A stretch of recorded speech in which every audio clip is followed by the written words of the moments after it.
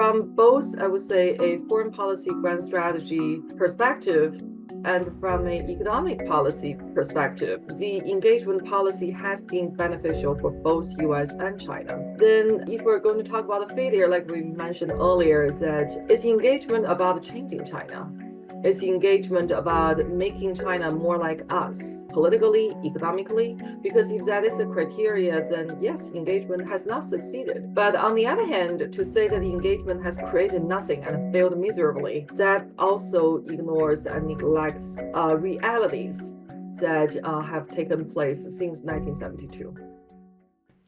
How and why was engagement policy created? Of course, the United States engagement with China traces back to more than 50 years ago when the late Henry Kissinger visited Beijing on a secret trip in 1971. And this inaugural engagement was very, very momentous at the time because Beijing and Washington didn't have any official diplomatic relations. And this meant that the leaders didn't talk. And for the most part, Americans were scared of China. China was a red communist country. It was led by a dictator named Mao. It was poor, a developing country. So at the time, there wasn't much engagement. And Kissinger broke the ice by engaging to meet and talk with the then Chinese Premier Zhou Enlai.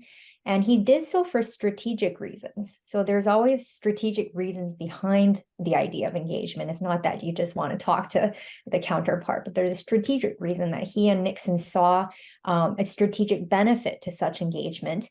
By engaging Mao, they figured they could divide and conquer the red world between China and the USSR, thus splitting the communist world. Now, fast track, 52 years or so to the APEC summit in San Francisco. Xi is now leading a China that is a rival power to the United States, competing with the United States almost on every single front. And so Xi's engagement at the gala is a very different one from what happened in 1970s. I think there is one assumption about the engagement policy in this particular context, which is the assumption that through engagement with China, through familiarizing and socializing China with the prevailing norms of, for example, Western democratic value, free market economy, capitalism, China will eventually become more like us. And I think that's also the reason why engagement strategy has become such a target of criticism, because 40 years later, China has not become more like us. In fact, if you look at Xi Jinping's statement, Xi Jinping is basically saying, we are Chinese. We're not going to be like you, and we have our distinct political culture. We're going to have our distinct political system. So I think that's one of the reasons that the engagement has come under so much criticism, with this assumption that China will change. What were the successes of engagement policy for the US and for China? What were the failures? So I want to pick up exactly where Yoon-sun left off, which is that indeed, critics might say, look, engagement was a big failure. Why? Because you look at China, you look at Xi, they're as authoritarian as can be. They did not become more liberal. That modernization theory was basically wrong, that it assumed that, as a country got richer and that it would become more democratic, and China is sort of the odd case out, where it has become richer, but it's very far from becoming democracy. But I think that is the wrong measuring stick, or at least, in the very least, it's not the only measuring stick for engagement. And because, as I mentioned earlier, the engagement in the Nixon-Kissinger era was very, very different in terms of the power differentials between China and the United States. And so 50 plus years on, engaging China really means managing a relationship with a major rival economically, militarily, culturally. And this is a very far cry from engagement with a communist country that was impoverished and closed off and behind the US in every dimension. So I basically don't think of engagement as a unitary policy through which we can assess its failure or successes by a single measuring stick of whether or not China became more Western. But rather, if that is the goal, or if that's the only measuring stick, then I think indeed, the critics are right that engagement has failed, and it probably will fail in achieving that goal. But as I said, that shouldn't be the only measuring stick, and especially shouldn't be the measuring stick for today. I think engagement, meaning, meaningful, continuous dialogue, so far has had some successes. For one, dialogue has so far avoided getting the U.S. and China into a major war. Now, we saw in APEC the resumption of military to military dialogue was one of the major outcomes of the summit. Has dialogue led to agreements to cooperate on climate change? Yes, it has. Beijing and DC have recently agreed to dial down the use of fossil fuels, among other agreements. Has dialogue led to increased cultural and educational exchanges in the past couple of decades that have in turn led to mutual understanding? I would say yes. I mean, this kind of people-to-people exchange have suffered due to the geopolitical climate of mutual distrust and fear.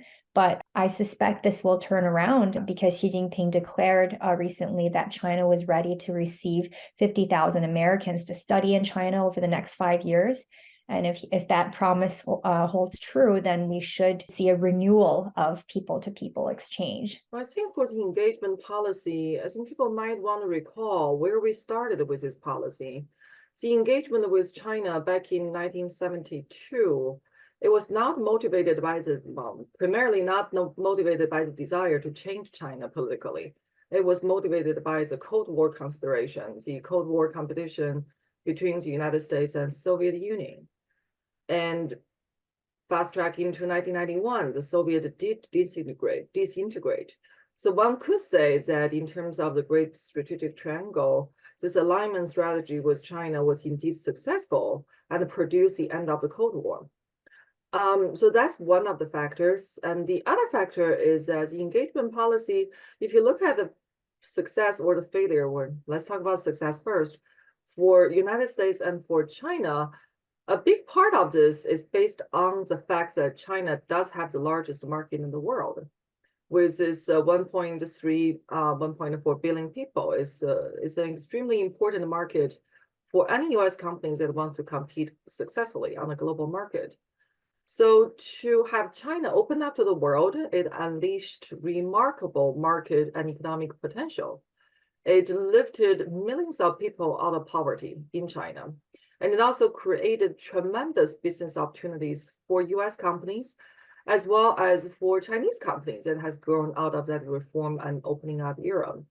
So from both, I would say, a foreign policy grand strategy perspective and from an economic policy perspective, the engagement policy has been beneficial for both U.S. and China. Then if we're going to talk about a failure, like we mentioned earlier, that is engagement about changing China. It's engagement about making China more like us, politically, economically, because if that is the criteria, then yes, engagement has not succeeded. But on the other hand, to say that engagement has created nothing and failed miserably, that also ignores and neglects realities that have taken place since 1972. What lessons from engagement should we remember for the future? So I teach Chinese politics, and a number of my students are actually Chinese students studying abroad from China. And you see a very diverse range of views. Some of them are staunch supporters of the Chinese Communist Party of Beijing. Others see Beijing as a repressor of Hong Kong and an aggressor in the Taiwan Straits. And still there's a middle range that are unsure of what to think exactly about their own country because they recognize that they've been taught back home through the patriotic education system that is censored. And so they want to learn a different version of Chinese history. So why I say this, because when I envision a future where hawks in DC insist on a strategy of containment, which is one that is characterized by deterrence over reassurance, this could have a direct impact on who ends up or doesn't end up in our classrooms, because we saw that when decoupling became a dominant strategy under Trump and then later in the early years of the Biden era, people-to-people exchanges came not came to a stop, but it really, really diminished. So instead of having a diverse classroom where there's a marketplace of ideas clashing with one another, we could possibly end up with classrooms full of Americans learning about liberal values without ever encountering a Chinese counterpart or learning how to speak or interact with a colleague from a rival country. And on the other side of the pond, we get a generation of Chinese youth who've possibly never set foot in DC or San Francisco or Minnesota or Georgia. They would be only learning about the US through WeChat news. I think my answer to this question is that the only constant is change. And that is true for every single foreign policy initiative that we're looking at. So when we assess engagement, I think historically it did achieve massive value for the US grand strategy. It also achieved massive success for the Chinese re-engagement with the world. And now, 50 years later, or 40 years later, some people would call it, we are looking at a different China, and US and China are in different places. It doesn't mean that engagement did not have its historical value or its historical purpose. It just means that the situation has changed, and we are looking at a new geopolitical reality that puts US and China in a much more intense competition at this moment. But to deny that engagement ever had value, or to regret that we created a policy or we adopted policy and created China as it is today, it simply forgoes and neglects the primary purpose that engagement policy or our engagement with China has served, which was to counter the Soviet Union and also to release the great market potential that China has to offer. Now that Washington has declared engagement as over, and we are looking at basically the new era of U.S.-China relations, it has been ongoing for a number of years. I think people tend to forget that even when US and China are engaged in this extreme competition, as President Biden put it, there are still common ground that the two countries need to seek, and they do seek those common ground. And I'm not talking about cooperations and climate change or cooperation, the resumption of meal-to-meal dialogue. I'm talking about the basic requirement for war prevention. That even if cooperation is not possible between US and China, to prevent an armed conflict between the number one and number two powers in the world is still a very worthy cause.